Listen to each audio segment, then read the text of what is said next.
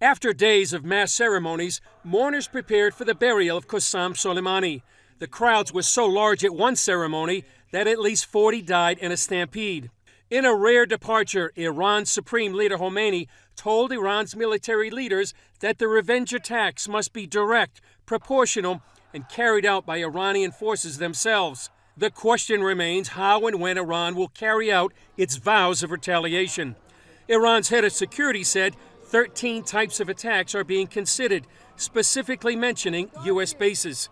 The foreign minister repeating the dire warning. The United States is bound to receive a definite and certain response for its outrageous act at a time and in a place where it would feel the utmost pain. To defend against those attacks, the Department of Defense is sending more troops and deploying B-52 bombers to the Middle East to strengthen defenses at U.S. bases.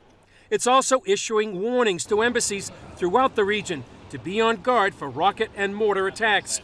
It's also warning ships in Mideast waters about the possibility of Iranian attacks. One question is if Iran will try to hit targets in the U.S. and if President Trump himself is at risk. One top advisor to Iran's president tweeted a magazine article with the list of his properties. And one speaker at Soleimani's funeral called for Trump's assassination. This is a regime that has a pattern of conducting attacks against American interests all over the world. And I would even say that the United States itself, the homeland, is at risk. On Capitol Hill, Democrat Senator Tim Kaine introduced a war powers resolution to limit President Trump's military actions against Iran. In our country, it was supposed to be that we wouldn't send people into harm's way unless there was a political consensus represented by a congressional vote that war was in the national interest. And that's what I'm trying to force Congress to grapple with. Presidential Counselor Kellyanne Conway said the strike was legal and necessary.